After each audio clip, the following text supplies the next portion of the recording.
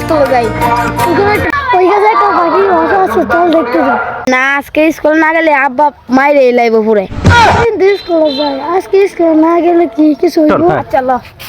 বন্ধু পাখির বাসা, ওই দেখ বন্ধু পাখির বাসা। ও দেখলাম তো পাখির বাসা, কিন্তু এটা তো বেল গাছ, পারাম কিবা।